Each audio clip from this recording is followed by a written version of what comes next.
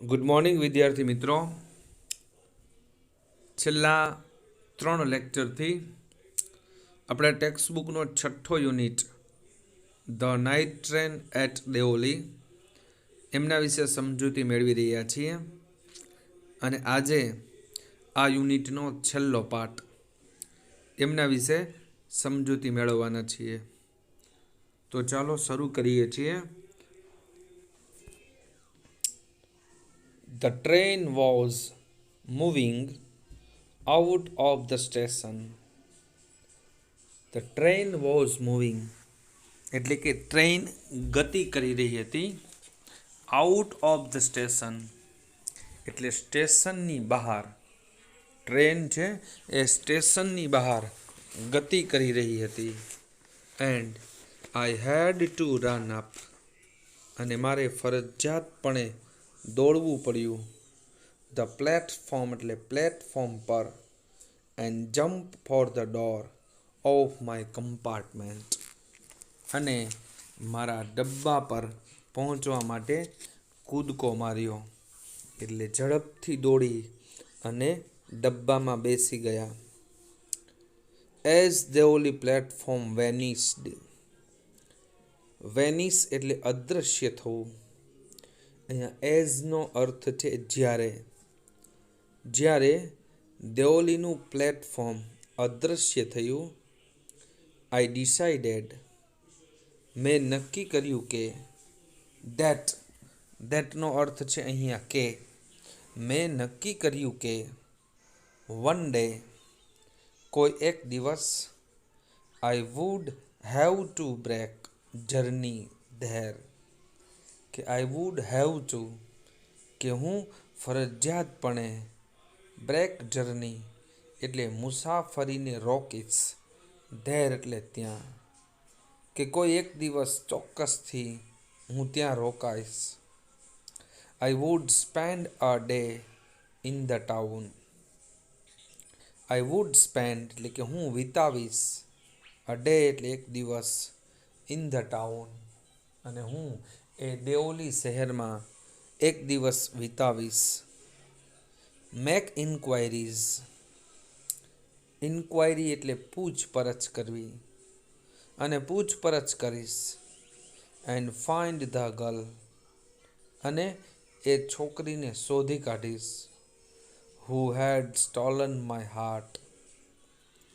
અહીંયા હું છે રિલેટિવ પ્રોનાઉન્સ તરીકે વપરાયું જેનો અર્થ છે કે જેણે.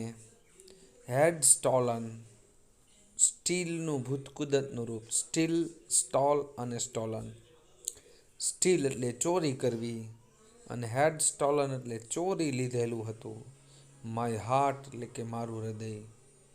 કોઈ દિવસ હું ત્યાં રોકાઈશ, પૂછપરછ કરીશ અને એ છોકરીને શોધીશ કે જેણે મારું હૃદય ચોરી લીધું હતું. વિથ નથિંગ કંઈ પણ નહીં. But a look from her dark impatient eyes પરંતુ look for her dark impatient eyes. Impatient એટલે કે અધીરી. પરંતુ તેણીની અધીરી આંખોને જોવા માટે હું કોઈક દિવસ ત્યાં રોકાઈશ. In the last few years અને છેલ્લા કેટલાક વર્ષોમાં.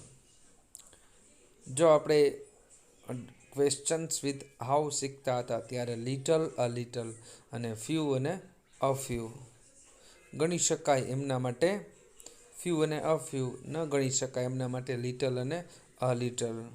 ધ લાસ્ટ ફ્યુ યર્સ એટલે કે છેલ્લા કેટલાક વર્ષોમાં. I have passed through. Passed through એટલે માંથી પસાર થવું કે હું પસાર થયો છું. દેઓલી મેની ટાઈમ્સ કે હું ઘણી વખત આ દેઓલી શહેરમાંથી પસાર થયો છું. I always look out of the window અને હું હંમેશના માટે લુક આઉટ એટલે બહાર જોઉં છું. ઓફ ધ વિન્ડો અને હંમેશના માટે જ્યારે દેઓલીમાંથી પસાર થાઉં છું ત્યારે બારીમાંથી બહાર જોઉં છું. To see the same unchanged face to see એટલે જોવા માટે, ધ સેમ એટલે એવો જ, અનચેન્જડ એટલે બદલાયો ન હોય એવો, પરિવર્તન પામ્યા વગરનો, ફેસ ચહેરાને, સ્માઇલિંગ ટુ મી મારા તરફ સ્મિત આપતો. કહે છે કે હું હંમેશના માટે બારીની બહાર જોઉં છું. એ જ બદલાયા વગરનો સ્મિત આપતો ચહેરો છે. જોવા માટે હું હંમેશના માટે બારીની બહાર જોઉં છું. But I will never break journey there. પરંતુ આઈ વિલ નેવર બ્રેક, હું ક્યારેય રોકીશ નહીં. જર્ની એટલે મુસાફરીને, ધેર એટલે ત્યાં. પણ હું કોઈ દિવસ ત્યાં મારી મુસાફરીને રોકીશ નહીં. છેલ્લે લેખકે મનોમન એવું નક્કી કર્યું હતું કે કોઈક દિવસ ટાઈમ કાઢીને હું એક દિવસ દેવોલીમાં રોકાઈશ અને આ છોકરીની શોધ કરીશ. પણ હવે લેખક કહે છે કે હું જ્યારે જ્યારે પસાર થાઉં છું ત્યારે બારીની બહાર જોઉં છું કે ક્યાંક એ છોકરી મળી જાય તો. પરંતુ હું ક્યારેય મારી મુસાફરીને અટકાવીશ નહીં. કારણ આઈ પ્રિફર એટલે કે પસંદ આવવું અથવા ગમવું, લાઇકનું સમાનાર્થી. આઈ પ્રિફર મને ગમે છે, ટુ કીપ હોપિંગ. હોપ એટલે આશા રાખવી, કે મને આશા રાખવાની અંદર મજા આવે છે. એન્ડ ડ્રીમિંગ અને સ્વપ્નાઓ જોવાની અંદર મજા આવે છે. And looking out of the window અને બારીની બહાર જોવાની મજા આવે છે. ફોર ધ ગર્લ છોકરી માટે, with the baskets waiting for me કે મારા માટે ટોપલીઓ લઈને રાહ જોતી છોકરીને બારીમાંથી જોવાની મને મજા આવે છે. સાચો પ્રેમ તો એ જ છે. પ્રેમનો અર્થ એવો નથી કે એમને મેળવી લેવું અથવા તો પ્રાપ્ત કરી લેવું. ખરેખર કોઈ પણ વસ્તુઓને મેળવવા માટેની જે તીવ્ર ઝંખના છે ને, એમાં જે આનંદ છે ને, એ આનંદ મેળવી લીધા પછી નથી હોતો. જેને અર્થશાસ્ત્રની ભાષામાં કહીએ તો તૃષ્ટિગુણ મળી જાય ત્યાર પછી કોઈ પણ પ્રકારની ચીજ વસ્તુઓ છે એમનું તમારા માટે મૂલ્ય રહેતું નથી. દાખલા તરીકે કોઈ પણ ખાવા પીવાની ચીજ છે આપણને ખૂબ જ પ્રિય હોય તો પછી એ વારંવાર ખાવાની ઈચ્છા થશે, સ્વાભાવિક છે. પરંતુ જો એવું કરીએ કે તમને કોઈ ચીજ બહુ જ ભાવે છે તો પછી તમે એ ચીજને અતિ માત્રાની અંદર ખાઈ લો. તમારી ભૂખ સંતોષાઈ જાય એનાથી પણ વધારે તમે ખાઈ લો. પછી કોઈ એમ કહેશે કે સહેજ એક બટકું એક ખાશો, તો ભાવવાના બદલે ઉલટી થશે. કારણ કે એમના પ્રત્યે અરુચિ આવી જશે. અને કદાચ એ ભાવતી ચીજ વસ્તુઓ, ધારો કે તમને કોઈ ખાવાની આઈટમ ભાવે છે અને એ આઈટમ તમને દરરોજ જમવામાં આપવામાં આવે, કન્ટિન્યુ 1 મહિના સુધી તમને જે ભાવે છે એ જ વસ્તુ આપવામાં આવે તો પછી એ વસ્તુ પ્રત્યે તમને સૂગ ઉત્પન્ન થશે. પછી તમને બીજી વસ્તુઓ ખાવાની ઈચ્છા થશે, પણ એ તો બિલકુલ નહીં ભાવે.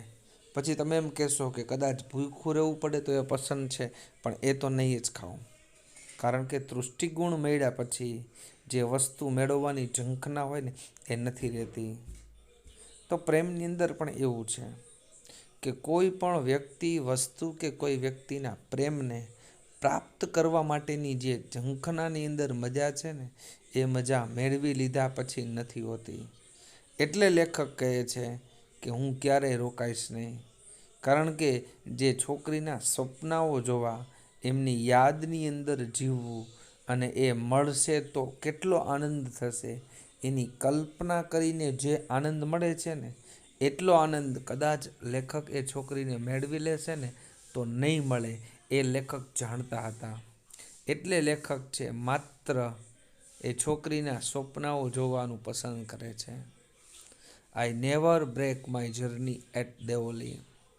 અને લેખક કહે છે કે હું દેવોલી પર ક્યારેય મારી મુસાફરીને અટકાવીશ નહીં.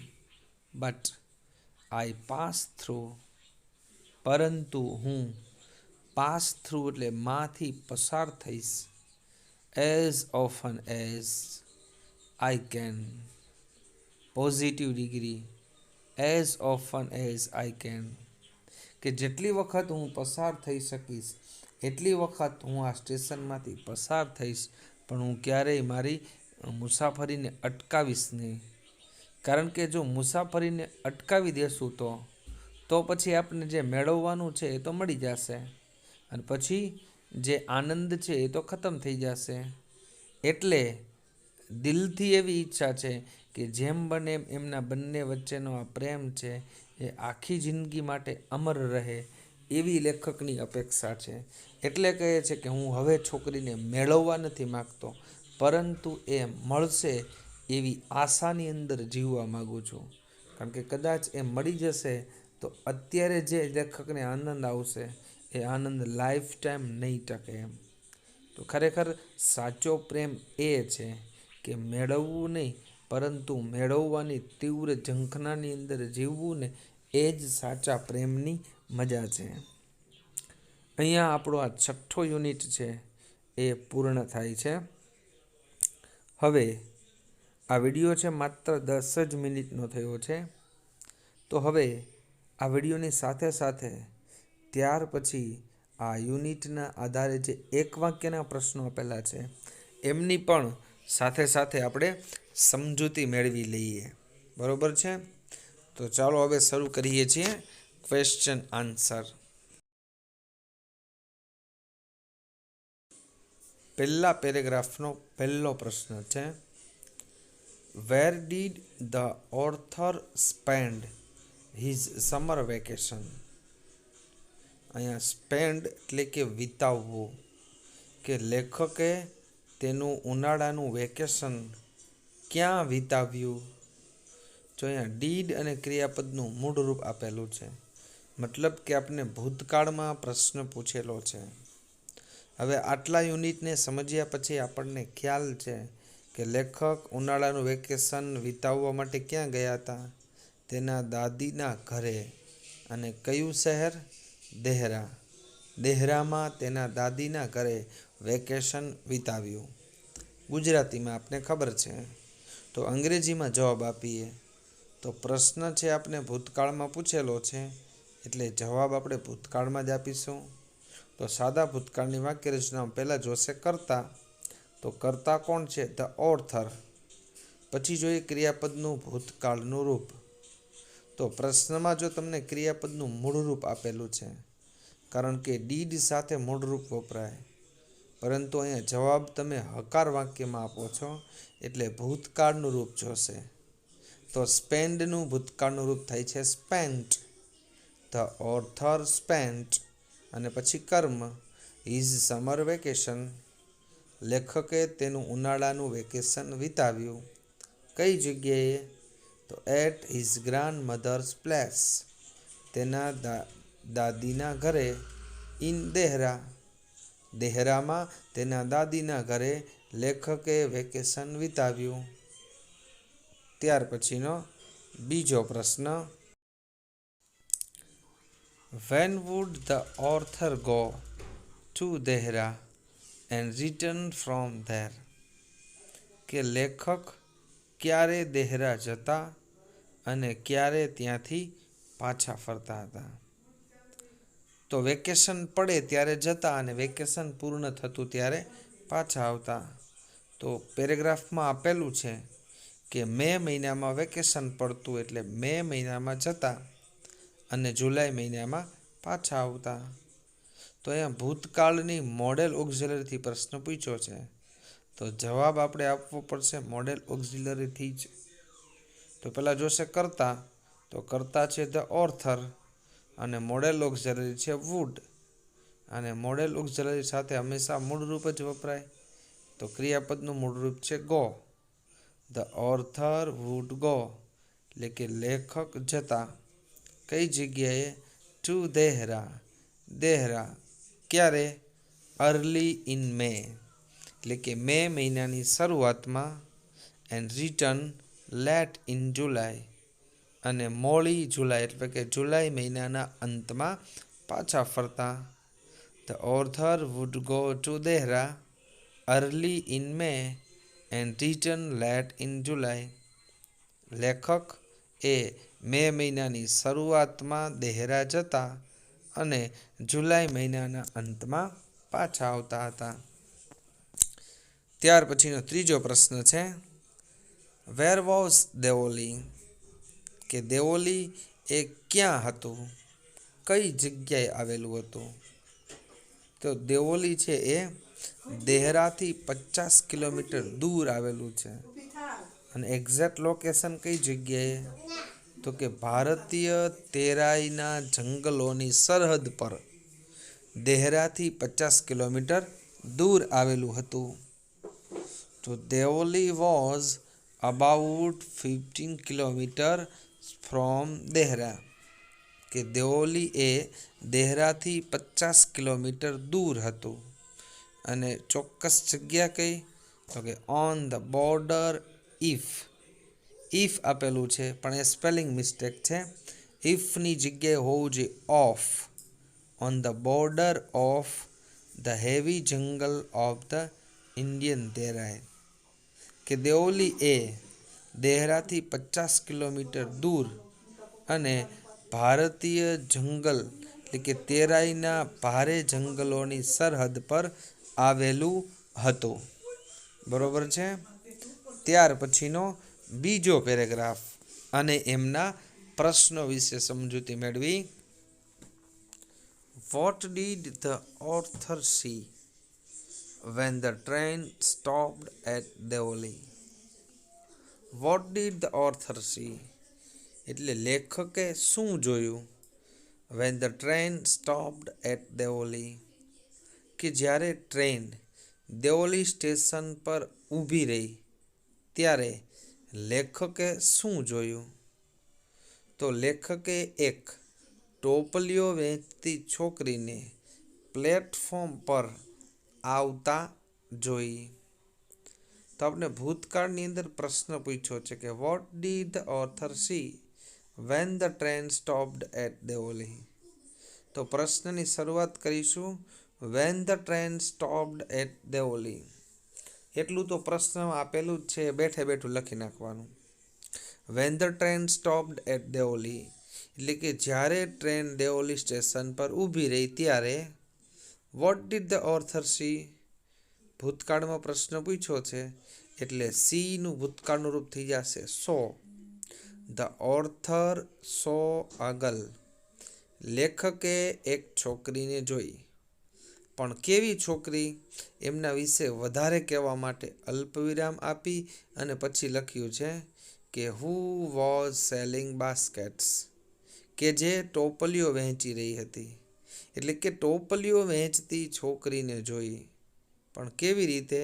તો કે coming down the platform, platform પર નીચે આવતા અથવા તો ચાલતી છોકરીને જોઈ.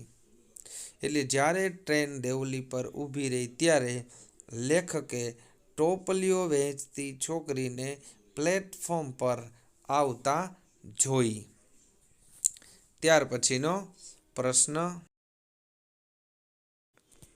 ત્રીજા પેરેગ્રાફમાં એક જ પ્રશ્ન છે અને એ છે describe the girls appearance. Describe એટલે કે વર્ણન કરવું, અપિયરન્સ એટલે દેખાવ. છોકરીના દેખાવનું વર્ણન કરો કે છોકરી કેવી લાગતી હતી. આપણે જ્યારે યુનિટ શીખતા હતા ત્યારે આપણે ચર્ચા કરેલી હતી કે તમને પ્રશ્ન પૂછાશે કે છોકરીનું વર્ણન કરો, પણ ત્યારે આપણે ઘણું બધું વર્ણન જોયું હતું. અહીંયા તમને પેરેગ્રાફ આધારે જવાબ આપવાનો છે. એટલે જે તમને પેરેગ્રાફમાંથી પ્રશ્ન પૂછેલો છે એ પેરેગ્રાફમાં છોકરીનું વર્ણન કેટલું છે એટલું જ તમારે લખવાનું થાય છે. તો અહીંયા આપેલું છે કે છોકરી કેવી હતી. તો આ પેરેગ્રાફમાં માત્ર એટલું આપેલું છે કે છોકરી યુવાન હતી, તેણીએ જૂના કપડાં પહેરેલા હતા અને તેણીના ગળા ફરતે ચાદર લગાવેલી હતી અથવા તો વીંટાળેલી હતી. આ 3 જ માહિતી તમને આ પેરેગ્રાફમાં આપેલી છે. એટલે આપણે લખી શકીએ ધ ગર્લ વોઝ યંગ, કે છોકરી યુવાન હતી. And she wore old clothes. વિયરનું ભૂતકાળનું રૂપ વોર, WEAR, વિયર એટલે કે પહેરવું. એનું ભૂતકાળનું રૂપ WORE, વોર એટલે પહેર્યા. ઓલ્ડ ક્લોથ્સ, તેણીએ જૂના કપડાઓ પહેર્યા હતા. વિથ અ શોલ, એક ચાદર સાથે. અક્રોસ હર શોલ્ડર, તેણીના ખભા પર વીંટાળેલી ચાદર સાથે જૂના કપડાઓ પહેરેલા હતા. માત્ર 3 જ વસ્તુ યાદ રાખવાની છે. છોકરી યુવાન હતી, જૂના કપડાઓ પહેરેલા હતા અને ગળા ફરતે ચાદર વીંટાળેલી હતી. ત્યાર પછી ચોથા પેરેગ્રાફના પ્રશ્નો, એમની સમજૂતી મેળવીએ. How did the author react? React એટલે કે પ્રતિક્રિયા આપવી, કે લેખકે કેવી રીતે પ્રતિક્રિયા આપી. When he so the girl for the first time, જ્યારે લેખકે છોકરીને પ્રથમ વખત જોઈ ત્યારે તેણે કેવી પ્રતિક્રિયા આપી. તો લેખકે જ્યારે છોકરીને પહેલી વખત જોઈ ત્યારે લેખક છોકરીની સામે એકી નજરે જોતા પોતાની જાતને અટકાવી શક્યા નહીં. આવી પ્રતિક્રિયા આપી. મતલબ કે જે પહેલી વખતે છોકરીને જોઈ ત્યારે સતત ને સતત એકી નજરે છોકરીની સામે જોતા રહ્યા. તો પ્રશ્નમાં જ છે when he so the girl for the first time.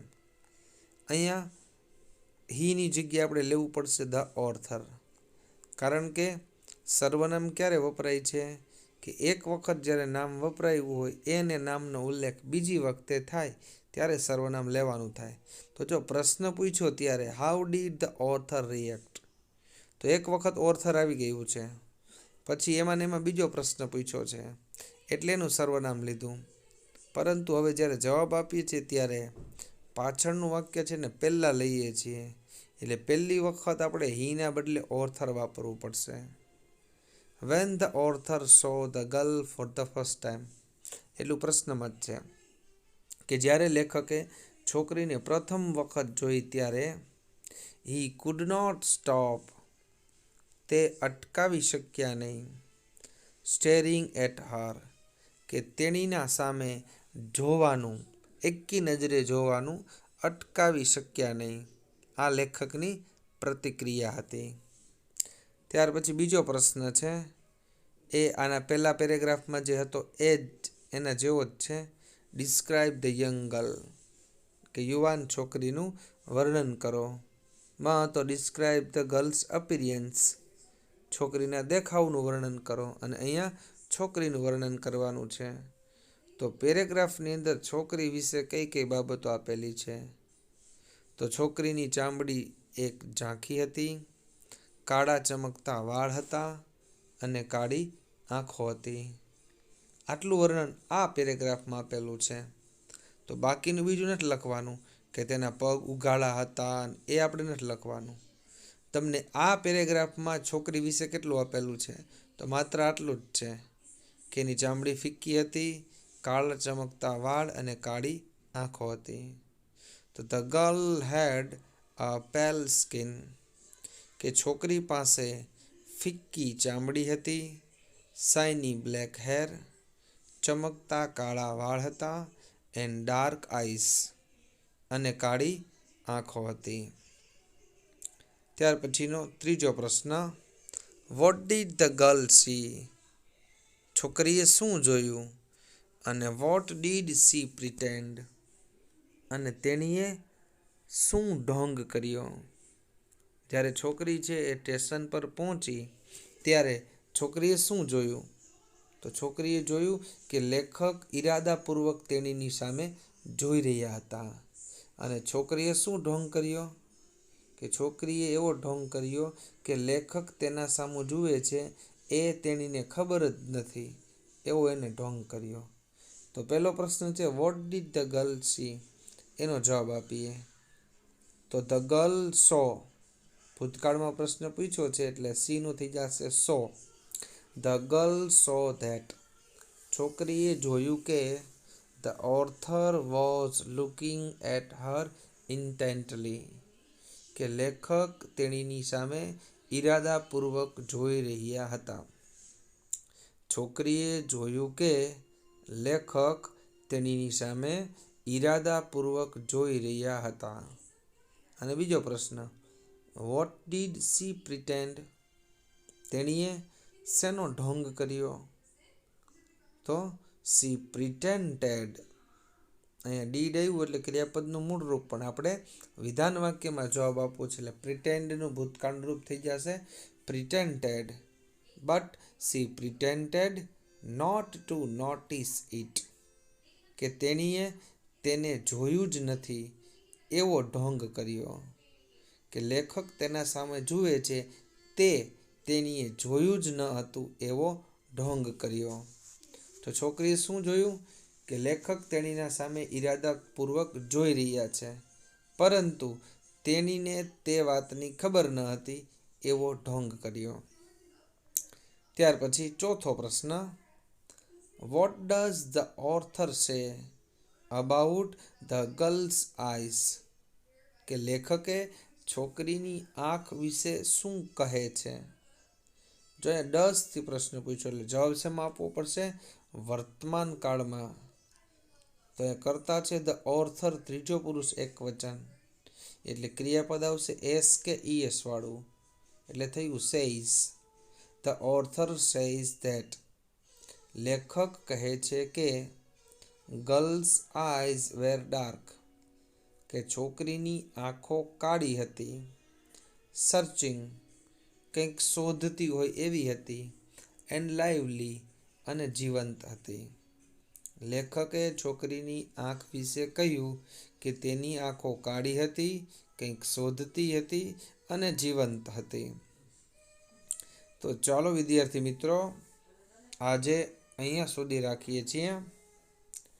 આજે આપણે આ લેક્ચરમાં આ 6થો યુનિટ છે એનો છેલ્લો ભાગ વિશે સમજૂતી મેળવી, અને નવનીતની અંદર જે પેરેગ્રાફ પરથી પ્રશ્ન પૂછાય છે એમાંથી આપણે 4 પેરેગ્રાફના પ્રશ્નો છે એમના વિશે સમજૂતી મેળવેલી છે. તો આજે તમારે હોમવર્કની અંદર આજે જેટલો યુનિટ આપણે જોયો એ યુનિટને 2 વખત લખવાના છે, અને આજે જે 4 પેરેગ્રાફ શીખા અને એમની અંદર જેટલા પ્રશ્નો આપેલા છે એ પ્રશ્નોને પણ 2 વખત લખી અને પાક્કા કરવાના છે. એક વખત જોઈ લખવાનો અને બીજી વખતે મોઢે લખવાનો, જેથી કરીને બરોબર પાક્કા થઈ જાય. બરોબર છે?